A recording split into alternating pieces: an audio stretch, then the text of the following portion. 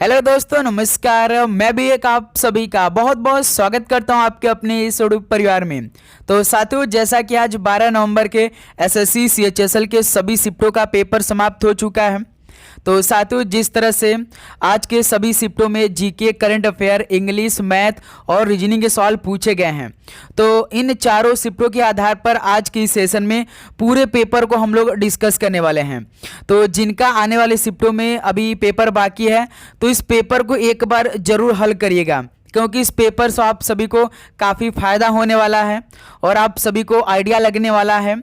तो साथ ही आप जानते हैं कि एसएससी ने रियल क्वेश्चन को बताना मना किया है, लेकिन हम आपको उसके आधार पर पूरे पेपर का हल देंगे, जिसमें आपका जीके होगा, करंट अफेयर होगा, इंग्लिश होगा, मैथ होगा और रीजनिंग होगा। तो हम सबसे पहले बात करेंगे साथी कि स्टार्टिंग में जो आपका पहला शिफ्ट पेपर हुआ था, तो किस तरह का सवाल पूछे गए थे।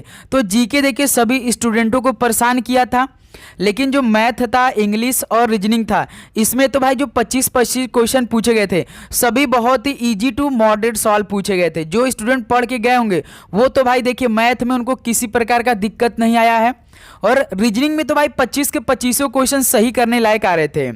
थोड़ा से इंग्लिश में 2-4 नए वर्ड देखने को मिल रहे थे, लेकिन करने लायक थे। वो एलिमिनेट करने का तरीका उस पर लागू होता है। ओके मेरे दोस्त, लेकिन दूसरे शिफ्ट में उससे भी थोड़े से अच्छे लेवल के सवाल पूछे गए थे। तीसरे और चौथे में तो आपका इजी टू मॉडरेट ही लेवल के सवाल पूछे गए थे। तो भाई आज के चारों शिफ्टों पर आधारित इस पेपर को हम लोग डिस्कस करेंगे, लेकिन आपको हम ये बता दें कि यदि जो भी क्वेश्चन और जो भी टॉपिक से इस पेपर में आपको सवाल मिलेंगे, तो आप चेक करिएगा कि आपको आने वाले शिफ्टों में इसी टॉपिक से सवाल मिलेंगे। भाई इस बार जीके में तो बायो से लगभग 3 सवाल पूछे गए थे, और फिजिक्स और केमिस्ट्री से 2 सवाल, यानी साइंस के टोटल 5 क्वेश्चन देखने को मिला था।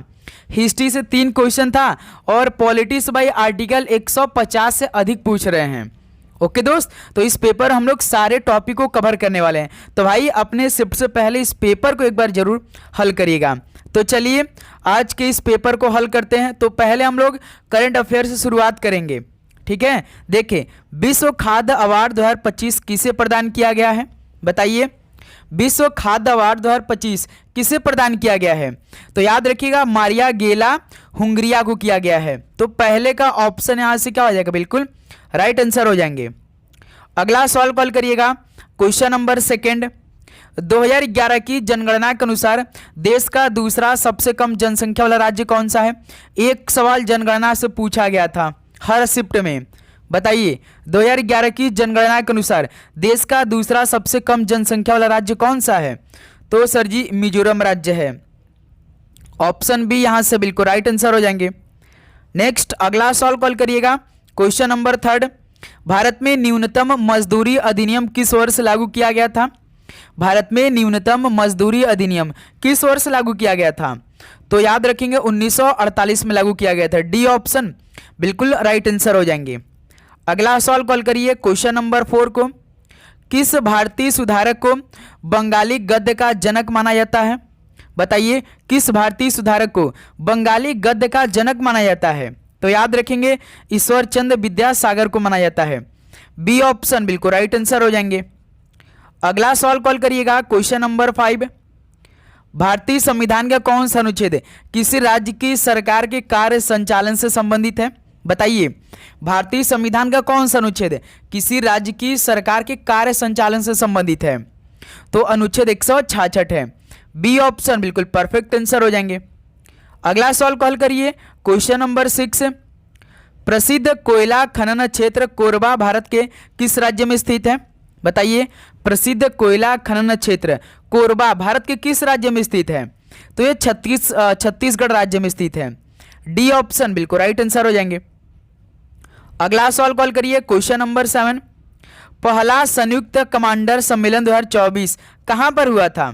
बताइए, पहला संयुक्त कमांडर सम्मेलन 2024 ये कहां पर हुआ था? तो लखनऊ शहर में हुआ था। ऑप्शन सी बिल्कुल राइट आंसर हो जाएंगे। चलिए, तो भाई लास्ट वाला जो हम 10 क्वेश्चन आपको कराएंगे, वो आपको बिल्कुल भी नहीं छोड़ना है। जो 61 से लेकर 70 क्वेश्चन आपको कराएंगे, वो तो भाई आप जरूर से जरूर तैयार करके जाएंगे। ओके। भारत में एकल नागरिकता की अवधारणा किस देश से अपनाई गई है? बताइए भारत में एकल नागरिकता की अवधारणा किस देश से अपनाई गई है? तो इंग्लैंड देश से अपनाई गई है। बी ऑप्शन राइट आंसर हो जाएंगे। अगला सवाल कॉल करिएगा, क्वेश्चन नंबर 9।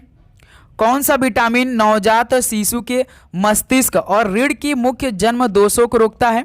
बताइए कौन सा विटामिन नवजात शिशु के मस्तिष्क और रीढ़ की मुख्य जन्म दोषों को रोकता है? तो याद रखिएगा फॉलिक एसिड है। ऑप्शन ए यहां से बिल्कुल राइट आंसर हो जाएंगे। अगला सवाल कॉल करिएगा, क्वेश्चन नंबर 10। राष्ट्रीय पेंशन दिवस किस दिन मनाया जाता है? राष्ट्रीय पेंशन दिवस किस दिन मनाया जाता है? 1 अक्टूबर को मनाया जाता है राष्ट्रीय पेंशन दिवस। ऑप्शन सी बिल्कुल राइट आंसर हो जाएंगे। अगला सवाल को देखते हैं, क्वेश्चन नंबर 11। राष्ट्रीय खाद्य सुरक्षा अधिनियम किस वर्ष पारित किया गया था? राष्ट्रीय खाद्य सुरक्षा अधिनियम किस वर्ष पारित किया गया था? तो याद रखिएगा 2013 में। बी ऑप्शन बिल्कुल राइट आंसर हो जाएंगे। अगला सवाल कॉल करिएगा दोस्त, क्वेश्चन नंबर 12। पुरुषों की टीम के लिए जमीन से वॉलीबॉल नेट की मानक ऊंचाई क्या है? बताइए पुरुषों की टीम के लिए जमीन से वॉलीबॉल नेट की मानक ऊंचाई कितनी होती है, कितने मीटर की होती है? याद रखेंगे 2.43 मीटर होती है। ऑप्शन यहां से क्या हो जाएगा, बिल्कुल राइट आंसर हो जाएंगे। अगला सवाल कॉल करिए, क्वेश्चन नंबर 13। पहला खेलो इंडिया विंटर गेम्स किस वर्ष आयोजित किया गया था? बताइए पहला खेलो इंडिया विंटर गेम्स किस वर्ष आयोजित किया गया था? तो याद रखिएगा 2020 में किया गया था। डी ऑप्शन बिल्कुल राइट आंसर हो जाएंगे। चलिए अगला सवाल कॉल करिए, क्वेश्चन नंबर 14। भारत का कौन सा राज्य ज्वार का सबसे बड़ा उत्पादक है? बताइए भारत का कौन सा राज्य ज्वार का सबसे बड़ा उत्पादक है? तो याद रखिएगा महाराष्ट्र राज्य है। बी ऑप्शन बिल्कुल राइट आंसर हो जाएंगे। अगला सवाल कॉल करिए दोस्त, क्वेश्चन नंबर 15। एलाक राडी किस भारतीय राज्य का आदिवासी नृत्य है? बताइए एलाक राडी किस भारतीय राज्य का आदिवासी नृत्य है? तो ये केरल राज्य का है। ऑप्शन ए यहां से क्या हो जाएगा, बिल्कुल राइट आंसर हो जाएंगे। चलिए दोस्त अगला सवाल कॉल करिए, क्वेश्चन नंबर 16। वीर सावरकर हवाई अड्डा कहाँ स्थित है, किस शहर में है वीर सावरकर हवाई अड्डा? तो याद रखिएगा अंडमान निकोबार में। तो भाई जीके में देखें लगभग 2 से 3 सवाल आपका असर्शन वाले सवाल आ रहे हैं, कंक्लूजन वाला सवाल आ रहे हैं। ओके मेरे दोस्त, वो सबसे अधिक आपका इकोनॉमिक्स के वो सवाल बना रहे हैं असर्शन रीजन वाले। निम्नलिखित में से कौन सा दर्रा दिए गए स्थान से सही तरीके से मेल नहीं खाता है? बताइए कौन सा दर्रा दिए गए स्थान से सही तरीके से मेल नहीं खा रहा है? जैसे जोजिला दर्रा जम्मू और कश्मीर में, मैना दर्रा उत्तराखंड में, सिपकीला दर्रा। सिपकीला दर्रा तो आप जानते हैं साथी कि कहाँ पर है, हिमाचल प्रदेश में है, और हिमाचल प्रदेश में नहीं है सिपकीला दर्रा, ये हिमाचल प्रदेश में है। नाथुला दर्रा सिक्किम में स्थित है। तो देखिए यही सी ऑप्शन हमारा राइट आंसर हो जाएंगे, जो कि सिपकीला दर्रा और हिमाचल प्रदेश में नहीं है, हिमाचल प्रदेश में है। चलिए अगला सवाल कॉल करिए, क्वेश्चन नंबर 18। राणा प्रताप सागर परियोजना किस नदी पर स्थित है? राणा प्रताप सागर परियोजना किस नदी पर है? तो याद रखिएगा चंबल नदी पर है। बी ऑप्शन बिल्कुल राइट आंसर हो जाएंगे। अगला सवाल कॉल करिए, क्वेश्चन नंबर 19। दक्षिण भारत की सबसे ऊंची चोटी कौन सी है? दक्षिण भारत की सबसे ऊंची चोटी कौन सी है? याद रखिएगा अनाईमुडी शिखर है। ऑप्शन सी बिल्कुल राइट आंसर हो जाएंगे। नेक्स्ट अगला सवाल कॉल करिए, क्वेश्चन नंबर 20। आदिवासी त्यौहार भगता परवा जो बसंत और गर्मियों की अवधि के बीच मनाया जाता है वह किस राज्य में आरंभ हुआ था?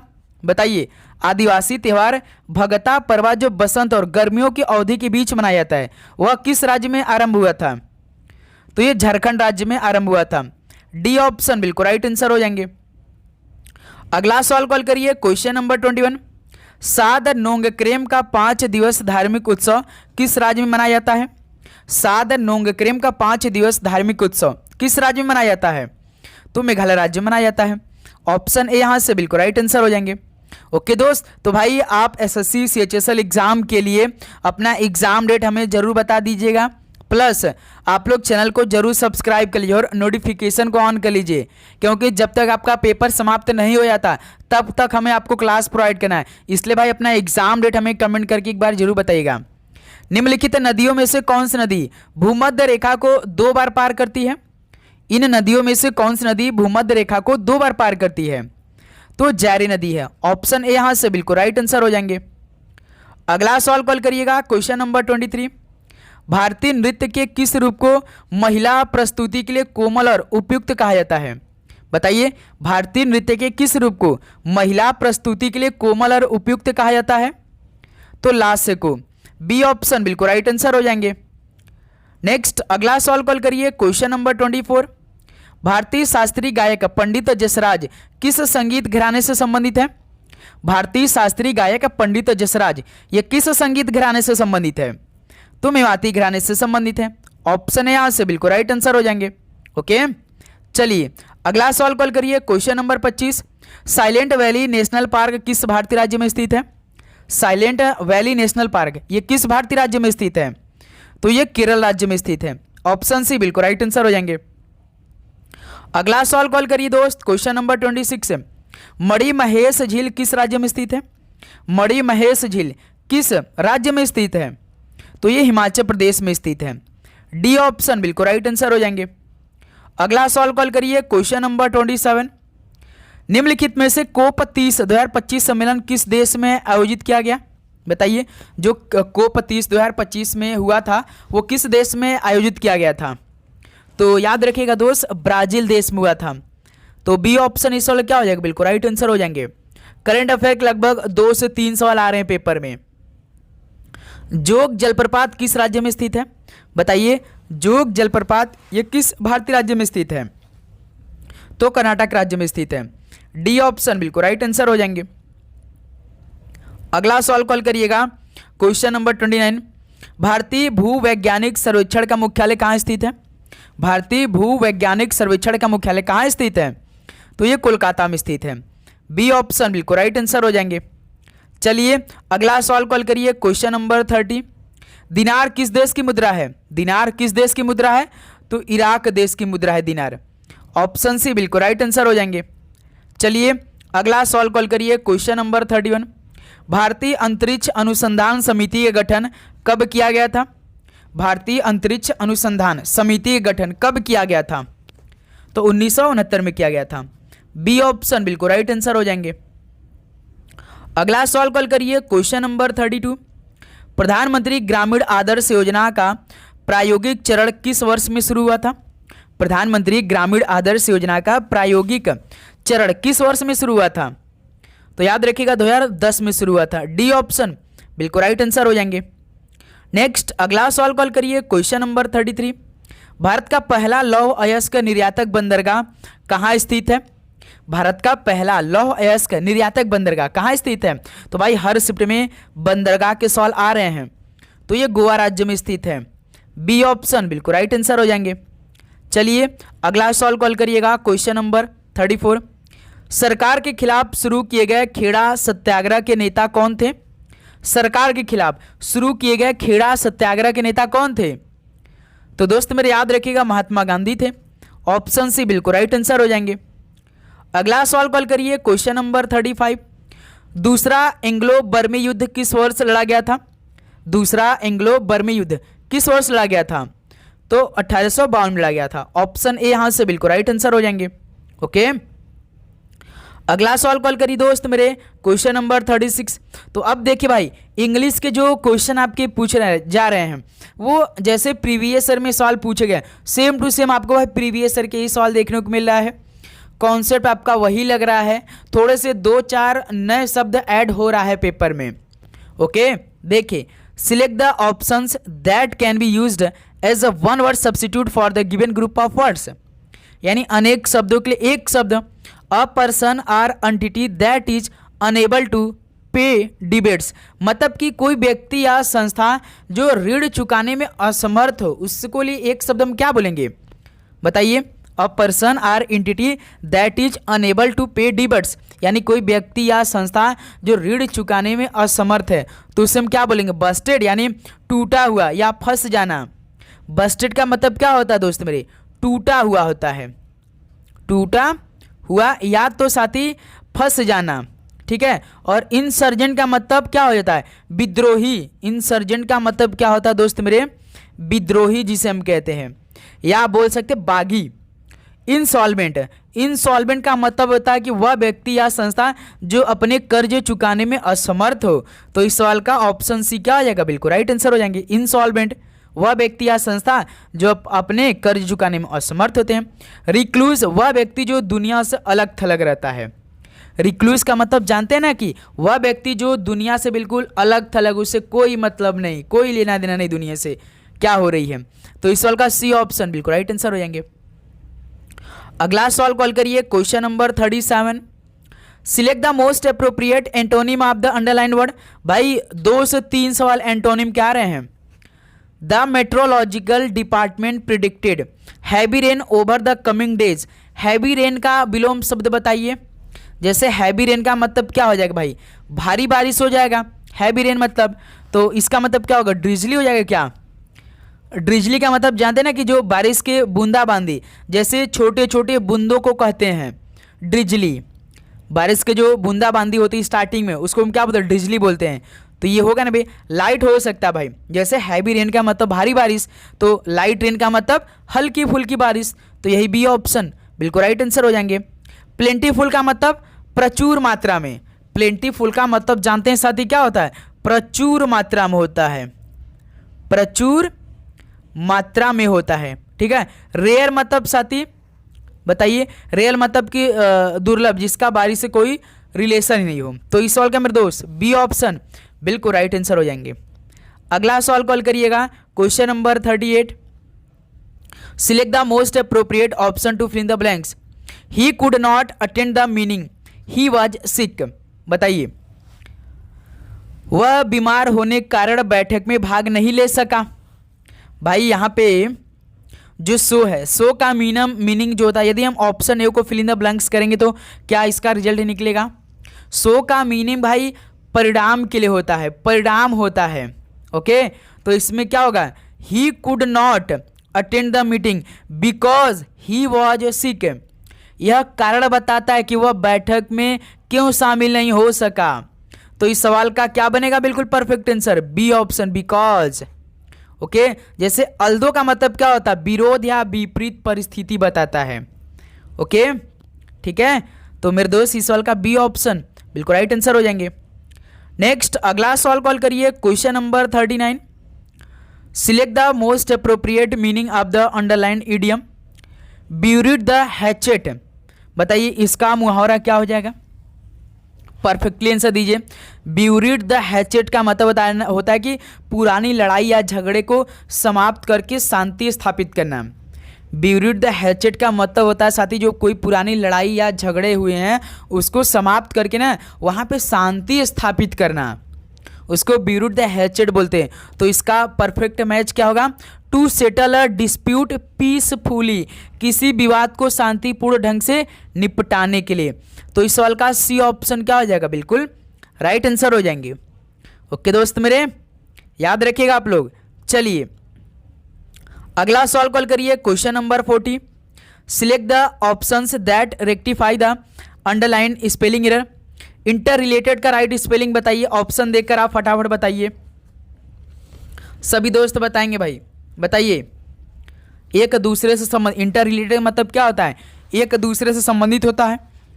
तो इसका राइट स्पेलिंग क्या होता है, INTERR होता है, फिर उसका ELATED होता है, इंटर रिलेटेड होता है।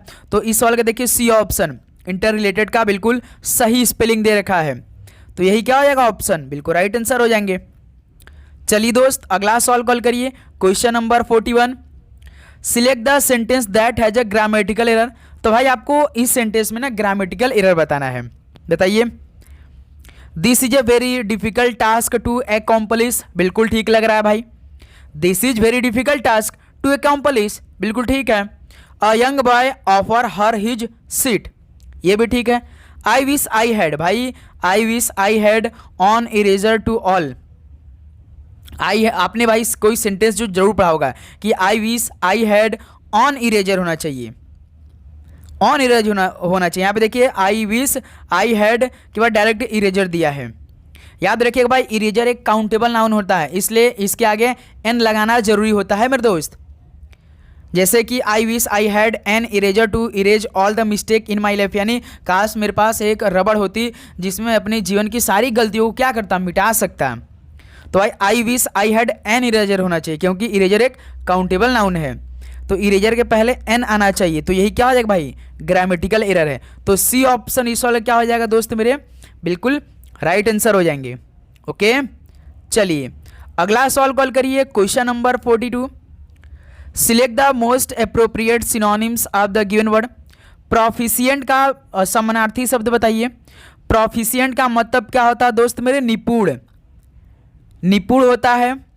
और क्या होता है भाई, कुशल होता है, किसी काम में बहुत ही कुशल।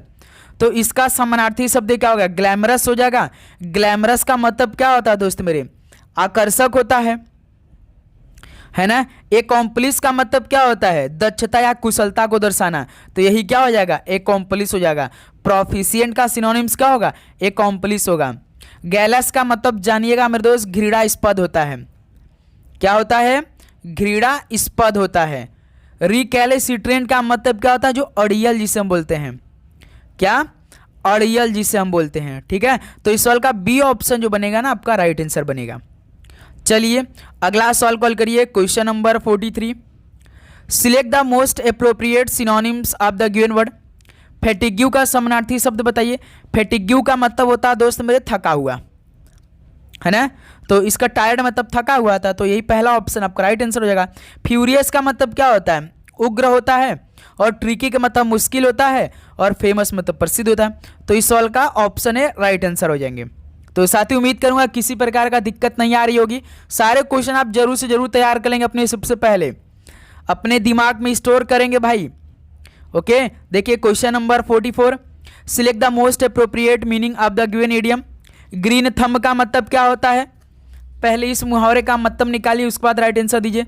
ग्रीन थंब मतलब साथी पौधों को अच्छी तरह उगाने की कला या बागवानी में माहिर होना भाई, यानी भाई being good at growing plant. Green thumb मतलब कि पौधों को अच्छी तरह उगाने की कला होता है, या भाई बागवानी में बिल्कुल माहिर होना। आपको किसी प्रकार का दिक्कत ना, जो भी आपको पेड़ पौधा दिया जाए आप उसे आसानी से उगा सके। ओके, तो इस सवाल का डी ऑप्शन राइट आंसर हो जाएंगे। अगला सवाल कॉल करिए दोस्त मेरे, question number 45। Select the incorrectly spelled word in the following sentence. His performance in the play was outstanding. भाई हमने सेंटेंस तो पूरा पढ़ दिया, लेकिन इस सेंटेंस में ये चेक नहीं किया है कौन सा इनकरेक्ट है। देखिए हिज बिल्कुल ठीक है, परफॉर्मेंस दिया है भाई, परफॉर्मेंस होता है ना। परफॉर्मेंस का राइट स्पेलिंग क्या होता है, PERFORMANCE होता है मेरे दोस्त, परफॉर्मेंस होता है। तो यही क्या हो जाएगा, रॉन्ग हो जाएगा। देखिए MAC डायरेक्ट दिया है, तो यही क्या हो जाएगा, डी ऑप्शन राइट आंसर हो जाएंगे। चलिए अगला सवाल कॉल करिए, क्वेश्चन नंबर 46।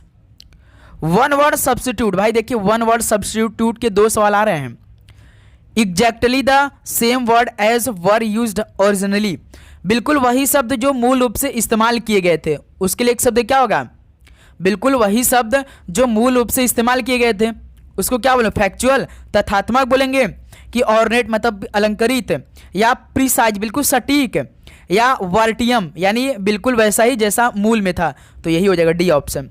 वर्बिटम बोलेंगे मेरे दोस्त, बिल्कुल वही शब्द जो मूल रूप से इस्तेमाल किए गए थे उसके लिए एक शब्द क्या होगा, वर्बेटिम होगा। डी ऑप्शन बिल्कुल परफेक्ट आंसर हो जाएंगे। ओके, चलिए नेक्स्ट अगला सवाल कॉल करिए दोस्त, क्वेश्चन नंबर 47। देखिए भाई मैथ में तो हम ज़्यादा कुछ आपको बता नहीं सकते, लेकिन भाई जियोमेट्री में सर्कल से सवाल पूछे आ रहे हैं, और भाई आपका SI/CI से लगभग 3 सवाल पूछे आ रहे हैं। तो SI/CI का कॉन्सेप्ट याद रखिएगा, और एकाक आपका LCM के सवाल आप पूछे जा रहे हैं। रेशियो के 1 से 2 सवाल, 2 टाइप के सवाल पूछ रहे हैं। ओके, याद रखिएगा, एक वस्तु को ₹450 में 15% व्यापार छूट के साथ सूचीबद्ध किया गया है, तो व्यापार छूट की राशि ज्ञात करिए। इस सवाल को आप कैसे मुश्किलों में मतलब कि आसान तरीके से हल कर सकते हैं। जैसे 450 में 15% व्यापार छूट के साथ, यानी 450 गुणे 15% का छूट, 15/100, 1 0 से 1 0 कैंसिल, उसके बाद 5 9 45, 5 दूना 10, 15 नवा, अब ऊपर ऊपर का मल्टीप्लाई हो जाएगा, 15 नवा 135 बटे में 2, तो 135 का आधा कितना होता है 67.5 हो जाएगा, 67.5, यानी टोटल आपका 67 कितना हो जाएगा 67.5। तो ये देखिए डी ऑप्शन है 67.50 आपको क्या हो जाएगा, बिल्कुल राइट आंसर हो जाएगा। तो व्यापार छूट की राशि कितना है 67.50 है, तो इस सवाल का डी ऑप्शन क्या हो जाएगा, बिल्कुल राइट आंसर हो जाएगा। आसान तरीके से टाइम बचत हो रहा है भाई रीजनिंग और मैथ पे। यदि आपका पूरा बेसिक और कॉन्सेप्ट क्लियर है तो रीजनिंग में तो भाई जो आपको 25 क्वेश्चन मिले ना, 25 में से 25 क्वेश्चन भाई तो सही करने लायक मिल रहे हैं। 12 किलो का क्रय मूल्य 10 किलो के विक्रय मूल्य के बराबर है, तो लाभ प्रतिशत कितना होगा, यानी 12 किलो का कास्ट प्राइस 10 किलो के सेलिंग प्राइस के बराबर है, तो हमसे भाई लाभ प्रतिशत पूछा है। तो यहां से मेरे दोस्त यानी कितना हो जाएगा, यदि हम 2 से काट देते तो 2 छक 12 2 पच्चीस 10, यानी दोस्त मेरे 6 CP बराबर 5 SP हो जाएगा कि नहीं। यहां से दोस्त मेरे CP अपन में SP यदि हम करेंगे तो कितना हो जाएगा 5/6, यानी 5/6, यानी कोई सामान यदि हम कास्ट प्राइस 5 का खरीद रहे हैं और 6 में बेच रहे हैं, तो 1 का हमें लाभ हो रहा है, किसे इस 5 से लाभ हो रहा है, मल्टीप्लाइड बाई 100 हो रहा है, तो इसको काट दीजिए। कितने प्रतिशत का हमें लाभ होगा, 20% का लाभ होगा। 1/5 कितना होता है प्रतिशत, 20% होता है। तो सी ऑप्शन इस सवाल का राइट आंसर हो जाएंगे। ओके दोस्त मेरे समझ में आया। चलिए नेक्स्ट अगला सवाल कॉल करिए, क्वेश्चन नंबर 49। 30, 56, 40 और 76 में से क्या घटाया जाए ताकि शेष संख्याएं समानुपाती हो सके। जैसे भाई हमें ऑप्शन का मदद लेना चाहिए भाई, जैसे पहला ऑप्शन को यदि हम उठाते हैं तो 30 में से 4 को घटाएंगे तो 26 बन जाता है, और 56 में से यदि 4 को घटाएंगे तो 52 बन जाएगा मेरे दोस्त, है ना। और उसके बाद 40 में यदि हम 4 को घटाते हैं तो साथ ही कितना हो जाता है 36 बन जाता है, और इस 76 में से 4 को घटाएंगे तो मेरे दोस्त 72 बन जाएगा। अब ध्यान से देखिए भाई 26:52 कितना होता है, 26 ना, यहाँ पे हम 25 लिख रहे हैं भाई, 26:52 कितना होगा, 26 से कम 26, 26 दूनी 52, यानी 1:2 इधर बन गया, और इधर देखिए 36:72, यानी 36 से कम 36, 36 दूनी 72, ये भी 1:2 बन गया। यानी दोस्त मेरे 4 घटाने से भाई समानुपाती बन सकते हैं 30, 56, 40 और 76 में से। ठीक है मेरे दोस्त, तो इस सवाल का ऑप्शन है ए क्या हो जाएगा, बिल्कुल राइट आंसर हो जाएंगे। चलिए दोस्त अगला सवाल कॉल करिएगा, क्वेश्चन नंबर 50। एक ट्रेन 120 किलोमीटर प्रति घंटे की चाल से चलती है, वह 60 मिनट में कितने मीटर की दूरी तय करेगी। जरा इस सवाल का राइट आंसर आप हल करिए तो भाई देखते हैं कौन कौन इस सवाल का राइट आंसर बताता है, बताइए। पहले दोस्त मेरे 1 घंटा में कितना मिनट होता है, 60 मिनट होता है ना। इसका मतलब है कि 1 घंटे में 120 किलोमीटर की दूरी तय कर रहा है, 1 घंटे में 120 किलोमीटर की दूरी तय कर रहा है। चूंकि भाई 1 घंटा जो है कि वो 60 मिनट के बराबर ही होता है, इसलिए भाई ट्रेन 60 मिनट में भी तो 120 किलोमीटर की दूरी तय करेगी। तो दोस्त मेरे किलोमीटर को जो आप मीटर में बदलेंगे तो क्या करेंगे, 1000 से गुणा कर देंगे, तो 120 में यदि हम 1000 का गुणा करेंगे तो कितना आ जाएगा भाई 12000 आ जाएगा, है ना दोस्त मेरे, 12000 आ जाएगा। तो यही आपका बिल्कुल परफेक्ट आंसर हो जाएंगे। 12 चार 0, इकाई दहाई सैकड़ा हजार 10,000 1,20,000 आ जाएगा भाई। तो सी ऑप्शन बिल्कुल परफेक्ट आंसर हो जाएंगे। क्यों दोस्त मेरे समझे, इसका भाई एक ट्रेन 120 किलोमीटर प्रति घंटे की चाल से चलती है, यह 60 मिनट में कितने मीटर की दूरी तय करेगी। आप जानते हैं कि भाई 1 घंटे में यदि 120 किलोमीटर की दूरी तय करा है, भाई आप जानते हैं कि 1 घंटा 60 मिनट की ही बराबर होती है, इसलिए भाई ट्रेन 60 मिनट में भी तो 120 किलोमीटर की दूरी तय करेगी। तो किलोमीटर में यदि आप किलोमीटर को मीटर में बदलने के लिए आप 1000 से गुणा कर देंगे, तो 120 का जब 1000 में गुणा करेंगे तो 1,20,000 आ जाएगा। तो इस सवाल का सी ऑप्शन बिल्कुल परफेक्ट आंसर हो जाएंगे। अब बताइए दोस्त मेरे, किसी प्रकार का दिक्कत बिल्कुल नहीं, आगे बढ़ा जाए। चलिए क्वेश्चन नंबर 51 कॉल करिए। 2 वर्षों के लिए 4% प्रति वर्ष की ब्याज दर पर उधार ली गई राशि ₹3000 पर साधारण ब्याज रुपीज़ में ज्ञात करिए। तो SICI का भाई फॉर्मूला लगाइए, SI का फॉर्मूला लगा दीजिए, simple interest principal rate time बटे में 100। तो प्रिंसिपल 3000 सबसे अधिक नंबर में होता है, रेट हमेशा प्रतिशत में होता है, टाइम आपका 2 वर्ष दिया है। बट्टे में 100 कर दीजिए, 00 से 00 कैंसिल, 4 दूना 8, 8 त्रिका 24 यानी 240 हो जाएगा। तो इस सवाल का आंसर 240 यानी ऑप्शन ए यहाँ से बिल्कुल परफेक्ट आंसर हो जाएंगे। ओके, आगे बढ़ा जाए। चलिए क्वेश्चन नंबर 52 को हल करिए दोस्त मेरे। देखिए, एक निश्चित तर्क का अनुसरण करते हुए 13 104 से संबंधित है, उसी तर्क का अनुसरण करते हुए 17 136 से संबंधित है, उसी तर्क का अनुसरण करते हुए 23 निम्नलिखित में से किससे संबंधित है? बताइए। जैसे दोस्त मेरे 13 104 से संबंधित है, 17 136 से संबंधित है। बताइए 13 से 104 कैसे बनेंगे, रिलेशन कुछ बताइए अपना। तो साथी 13 से 91, 13 8 104, यानी जब हम 13 का पहाड़ा पढ़ते हैं 8 बार तो 104 बन जाता है। उसी प्रकार 17 8 136 होता है, तो 17 में 8 का मल्टीप्लाई करते हैं तो 136 बन जाता है। यानी दोस्त मेरे इसमें तो 8 का मल्टीप्लाई कर रहा है। तो उसी प्रकार दोस्त मेरे जो हमसे 23 पूछा है, तो इस 23 में यदि हम 8 का मल्टीप्लाई कर दे तो 8 त्रिका 24 के 4 2, 8 दूना 16 2 18 यानी 184 आ जाएगा। तो देखिए ऑप्शन भी आपका बी दे रखा है, यानी 23 का रिलेशन किससे होगा? 184 हो जाएगा। तो इस सवाल का बी ऑप्शन क्या हो जाएगा? बिल्कुल परफेक्ट आंसर हो जाएगा। 23 का पूछा था तो भाई प्रश्न ने भाई 8 को मल्टीप्लाई किया है, तो इसी प्रकार 23 में हमने 8 का मल्टीप्लाई कर दिया है, जो कि हमारा आंसर मिल चुका है। ओके, चलिए अगला सवाल कॉल करिए, क्वेश्चन नंबर 53। देखिए, निम्नलिखित समीकरण में प्रश्न चिन्ह के स्थान पर क्या आएगा यदि माइनस और प्लस को आपस में बदल दिया जाए तथा भाग और गुणा को आपस में बदल दिया जाए, तो इस समीकरण का मान कितना होगा? बताइए जरा, निकालिए दोस्त मेरे इस सवाल का राइट आंसर। भाई प्लस माइनस को बदलना है, गुणा भाग को बदलना है इसी समीकरण में। चलिए रखते हैं, 13 भाग है तो गुणा में बदल देते हैं, 4 के बाद प्लस है तो प्लस को माइनस में, 16 के बाद देखिए गुणा है तो गुणा को भाग में, भाग गुणा के बाद भाग हो गया, अब 2 है माइनस है तो माइनस को प्लस में, 21 बराबर आंसर हमें लाना है। देखिए 13 चौका 52 माइनस 2 का भाग 16 में दे देंगे तो 8 बार में प्लस 21 और 52 कितना होगा? 2 1 3 और 5 2 7 यानी 73। 73 में से 8 को हटाइए, कितना आ जाएगा आपका? 73 में से 8 को हटाएंगे तो 65 बनता है। तो इस सवाल का दोस्त मेरे डी ऑप्शन देखिए 65 आपका राइट आंसर हो जाएगा। 53 का डी ऑप्शन क्या हो जाएगा? बिल्कुल राइट आंसर हो जाएंगे। ओके, आगे बढ़ा जाए। चलिए क्वेश्चन नंबर 54 को हल करिए। लाइफ का relation N K H G से है, स्लोप का relation U N Q R G से है, तो डुअल का संबंध किससे हो जाएगा? भाई देखिए हमने पूरा सेंटेंस को नहीं लिखा क्योंकि लिखते तो भाई टाइम वेस्ट हो जाता, बस हम आपको बता दिया किस तरह के सवाल आ रहे हैं पेपर में। जैसे देखिए लाइफ का रिलेशन क्या है? LIFE।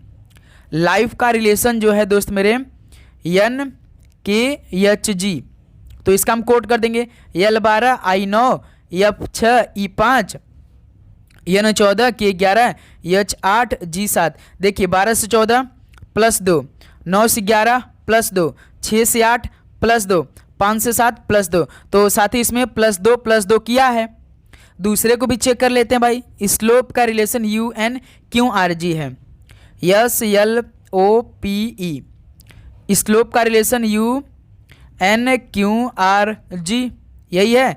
यस होता 19, U होता 21, L12 N14 O15 Q17 P16 R18 E5 G7। तो देखिए 19 21 प्लस 2, 12 से 14 प्लस 2, 15 17 प्लस 2, इसमें भी प्लस 2 और लास्ट वाले में देखिए प्लस 2, यानी इसमें भाई प्लस 2 हो रहा है। तो पूछा किसका? डुअल का, DUAL। तो दोस्त मेरे DEF यानी प्लस 2 करेंगे, U आपका UX हो जाएगा भाई। U बाई कितने 21 पे होता है, U 21 V 22 23 यानी W, FW ABC हो जाएगा, LMN हो जाएगा यानी FWCN। तो डुअल का रिलेशन FWCN हो जाएगा। तो भाई सभी प्लस 2 कर दीजिए, आपका आंसर निकल के आ जाएगा, है ना दोस्त? FWCN बिल्कुल परफेक्ट आंसर हो जाएंगे। चलिए अगला सवाल कॉल करिए दोस्त मेरे, क्वेश्चन नंबर 55। दी गई श्रृंखला में प्रश्न चिन्ह के स्थान पे क्या आएगा? 3 16 66 201 406 क्वेश्चन मार्क। बताइए इस सवाल को जरा हल करिए आप लोग, तो क्या आंसर आएगा बताइए, हल करके बताइए। 3 16 66 201, 406। बताइए क्या आएगा अगली संख्या, हल करिए।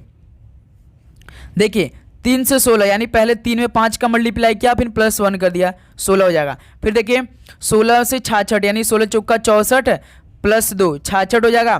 फिर 66 तिया आपका 198, 198 + 3 कितना हो जाएगा, 201 हो जाएगा। 201 दूना कितना हो जाएगा भाई, 202 हो जाएगा। 202 में यदि आप +4 कर देंगे तो 406 हो जाएगा। देखिए पहले 5 का गुणा किया 1 जोड़ा, 4 का गुणा किया 2 जोड़ा, 3 का गुणा 3 जोड़ा, 2 का गुणा किया 4 जोड़ा। तो इस बार आखिरी संख्या 406 में हम लोग 1 का मल्टीप्लाई कर देंगे और +5 कर देंगे, यही रिलेशन बन रहा है भाई।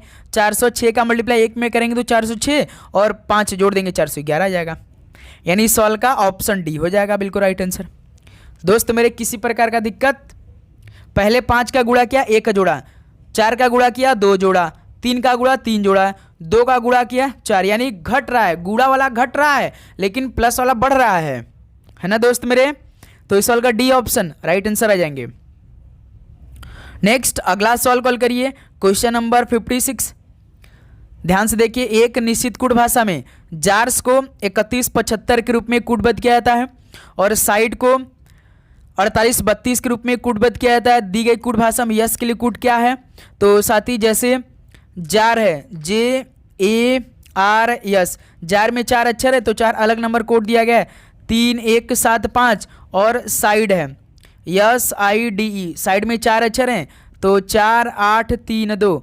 यस के लिए कोड पूछा है तो जब सिंगल पूछा है तो हम कॉमन चेक कर लेते हैं। देखिए जार्स में यस है और साइड में भी यस है, इसका मतलब कि यस हमें जब कॉमन मिल गया तो इसका मतलब कि जो कोड हुआ है इसमें भी कोई ना कोई नंबर कॉमन मिल जाएगा। देखिए 3 भाई कॉमन मिल रहा है, 3 आपका जार्स में भी है और साइड में भी, यानी यस का कोड कितना हो जाएगा, 3 हो जाएगा। ऑप्शन ए यहां से बिल्कुल राइट आंसर हो जाएंगे। ओके दोस्त मेरे, चलिए अगला सॉल्व कॉल करिए, क्वेश्चन नंबर 57। एक निश्चित कूट भाषा में ब्रिंग कोल्ड वाटर को QHPWUT के रूप में कूटबद्ध किया जाता है और वाटर इज प्योर को MKZB QH के रूप में कूटबद्ध किया जाता है। दी गई कूट भाषा में वाटर को किस प्रकार कूटबद्ध किया जाएगा, तो हमसे मेरे दोस्त वाटर पूछ दिया है। जब सिंगल वाटर पूछा तो हम कॉमन चेक करेंगे। देखिए ब्रिंग कोल्ड वाटर, इसमें वाटर है और वाटर इज प्योर, यानी दोनों भाई हमें वाटर मिल गया। इसका मतलब कि जब वाटर दोनों में कॉमन मिला तो इसका मतलब कोड में भी हमें कोई ना कोई कॉमन मिल जाएगा। देखिए पहला QHPWUT, QH देखिए यहाँ पर भी है और QH यहाँ पर भी है, यानी वाटर का कोड क्या हो जाएगा भाई, QH हो जाएगा। QH देखिए पहला ऑप्शन दे रखा है, यानी 57 का ए ऑप्शन बिल्कुल राइट आंसर हो जाएंगे, है ना मेरे दोस्त। किसी प्रकार का दिक्कत बिल्कुल नहीं। चलिए अगला सॉल्व कॉल करिए, क्वेश्चन नंबर 58। अंग्रेजी वर्णानुक्रम के आधार पर दी गई श्रृंखला में प्रश्न चिन्ह के स्थान पर क्या आना चाहिए, BFL HLR NRX TXD question mark. जब साथी ढेर अक्षरों का श्रृंखला दे तो हमने आपको बताया कि सभी का पहला अक्षर उठाइए, जैसे BFL का पहला अक्षर B उठाइए, HLR का पहला अक्षर H उठाइए, NRX का पहला अक्षर N उठाइए, TXD का पहला अक्षर T उठाइए। उसके बाद इनका कोड कर दीजिए, B2 H8 N14 T20। देखिए 2 से 8 + 6, 8 से 14 + 6, 14 से 20 + 6, तो अगली संख्या 20 में 6 को जोड़ देंगे तो 26 पे Z, यानी हमारा जो आंसर मिलेगा वो Z से मिलेगा। या तो पहला ऑप्शन होगा या तो ऑप्शन बी हो जाएगा Z। अब हम दूसरे अक्षर को चेक करेंगे तो मालूम हो जाएगा, क्योंकि देखिए पहले ऑप्शन में ए वाले में ZD दिया है और दूसरे में ZJ दिया है, या तो D आ जाएगा या तो J आ जाएगा, तो हमारा आंसर मिल जाएगा।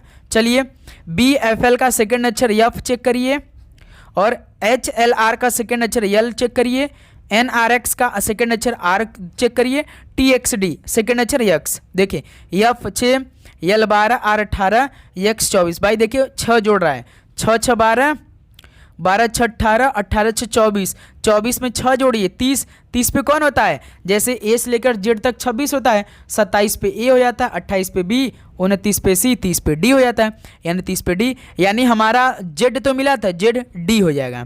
तो यानी दोस्त इसका पूरा कोड क्या होगा, जेड डी जे हो जाएगा। तो ऑप्शन ए इस सॉल्व का बिल्कुल राइट आंसर हो जाएंगे।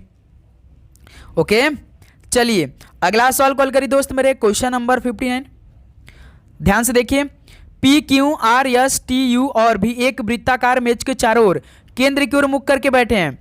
टी जो है वो भी के ठीक दाएं बैठा है, यस जो है वो क्यू के दाएं ओर से दूसरे स्थान में बैठा है, यू जो है भी और यस दोनों का निकटतम पड़ोसी है, पी जो है यू के बाएं से दूसरे स्थान बैठा है। तो आर के लिए आर के ठीक बाएं कौन बैठा है? तो देखिए 1 2 3 4 5 6 7 को हमको बनाना है भाई, वृत्ताकार मेज बना लेते हैं, 7 लोग को बैठाना है। 1 2 3 4 5 6 7 लोग को। अब देखिए एक एक लाइन पढ़ेंगे, एक एक लाइन को कंप्लीट करते चलेंगे। टी जो है वो भी के ठीक दाएं बैठे, यानी भी के राइट साइड में कौन बैठा है? टी बैठा है। तो दोस्त मेरे यदि हम भी को यहाँ बैठा लेते हैं तो भी की राइट साइड किधर होगा? इधर ही होगा, क्योंकि भाई भी जो है वो इस वृत्त के केंद्र की ओर अपना मुख करके देख रहा है, तो राइट इधर ही होगा ना, लेफ्ट इधर हो जाएगा भाई, है ना। तो देखिए भी के ठीक दाएं कौन बैठ गया? टी बैठ गया। अब दूसरा लाइन पढ़ा जाए, यस जो है वो क्यू के दाएं और दूसरे स्थान बैठा है, यानी क्यू के दाएं और दूसरे स्थान पे यस बैठा है। क्यू को मेरे दोस्त यदि हम लोग यहां बैठाते हैं तो क्यू के दाएं ओर से दूसरे स्थान पे, क्यू के दाएं, पहला अब तो यहां पे है, दूसरा यहां पे, तो यस यहां बैठ जाएगा भाई। क्यू का राइट साइड इधर ही होगा ना भाई, दायां साइड। राइट लेफ्ट का खेल तो आपको मालूम होगा, राइट मतलब दायां, लेफ्ट का मतलब बायां। ओके, तो दूसरे स्थान में बैठ चुका भाई यस क्यू के। फिर देखिए यू जो है वो भी और यस दोनों का निकटतम पड़ोसी है। यू जो है ना वो भी और यस दोनों का निकटतम पड़ोसी है, यानी भाई भी यहां बैठा है, यस यहां बैठा है, यानी यू यहां बैठ जाएगा। तभी तो भाई भी और यस दोनों का निकटतम पड़ोसी यू बनेगा, है ना दोस्त। अब देखिए पी जो है यू के बाएं से दूसरे स्थान बैठा है, यू के बाएं से दूसरे स्थान पे पी बैठा है, यू यहां पे ऑलरेडी बैठा है। यू के बाएं से बाएं किधर हो जाएगा मेरे दोस्त? यू किधर हो जाएगा? इधर ही हो जाएगा। तो भाई यहां से पी यहां बढ़ जाएगा, राइट इधर हो जाएगा और लेफ्ट इधर हो जाएगा, यानी बाएं पूछा यानी लेफ्ट पी यहां बढ़ जाएगा। एक खाली बचा है तो यहाँ पे आर बैठा दिया जाए। अब हमारा देखिए पूरा खाना बैठ चुका है। अब सवाल क्या पूछा है? आर के ठीक बाएं कौन बैठा? आर कहाँ बैठा? आर यहाँ अभी बैठा है हमने, आर यहाँ बैठा है। आर के ठीक लेफ्ट साइड में कौन बैठा है? इधर राइट है, इधर लेफ्ट है, यानी टी बैठा है। तो इस सवाल का दोस्त मेरे डी ऑप्शन बिल्कुल राइट आंसर हो जाएगा। टी बैठा है भाई आर के ठीक है बाएं। बताइए किसी प्रकार का दिक्कत? चलिए अगला सवाल कॉल करिए दोस्त, क्वेश्चन नंबर 60। देखिए यदि प्लस और माइनस को आपस में बदल दिया जाए तथा गुणा और भाग को आपस में बदल दिया जाए तो निम्नलिखित समीकरण में प्रश्न चिन्ह के स्थान पर क्या आ गया? बताइए। प्लस माइनस को बदलिए, गुणा भाग को बदल दिए इस समीकरण में। चलिए रखते हैं भाई। 60 गुणा है तो भाग में बदल दीजिए, 12 के बाद देखिए माइनस है तो प्लस में बदलिए, 6 के बाद देखिए भाग है तो गुणा में बदलिए, 4 के बाद देखिए प्लस है तो माइनस में। समीकरण बन चुका है तो इसमें बॉडमस में लगाते हैं। 12 का भाग 60 में देंगे तो 5 प्लस 6 चौका 24 माइनस 15, 5 24 29, 29 में से 15 को आप कम करते हैं तो कितना आता है? 14 आता है। तो इस सवाल का ऑप्शन सी बिल्कुल राइट आंसर हो जाएंगे। चलिए अगला सवाल कॉल करिए, क्वेश्चन नंबर 61। निम्नलिखित में से 5वें खेलो इंडिया विंटर गेम्स 2024 कहाँ आयोजन किया गया?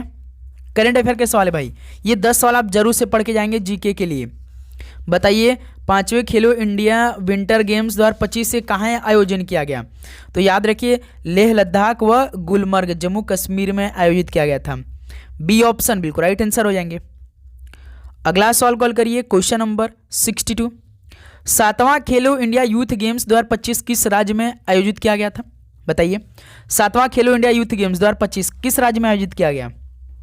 तो दोस्त मेरे याद रखिए बिहार राज्य में। इसका शुभंकर पूछ रहा है भाई, गज सिम्हा होता है, गज सिम्हा इसका शुभंकर 7वां खेलो इंडिया यूथ गेम्स का। ठीक है, डी ऑप्शन राइट आंसर हो जाएंगे। अगला सवाल कॉल करिए, क्वेश्चन नंबर 63। 38वां राष्ट्रीय खेल 2025 कहाँ आयोजित किया गया था? 38वां राष्ट्रीय खेल 2025 कहाँ पर हुआ था? उत्तराखंड में हुआ था। ऑप्शन ए यहाँ से बिल्कुल राइट आंसर हो जाएंगे। नेक्स्ट अगला सवाल कॉल करिए, क्वेश्चन नंबर 64। आईफा यानी इंटरनेशनल इंडियन फिल्म एकेडमी 2025 किस राज्य में आयोजित किया गया था? बताइए आईफा जो हुआ था इंडियन इंटरनेशनल फिल्म एकेडमी 2025 किस राज्य में आयोजित किया गया था? तो दोस्त मेरे याद रखिएगा जयपुर राजस्थान में किया गया था। बी ऑप्शन बिल्कुल परफेक्ट आंसर हो जाएंगे। अगला सवाल कॉल करिए क्वेश्चन नंबर 65।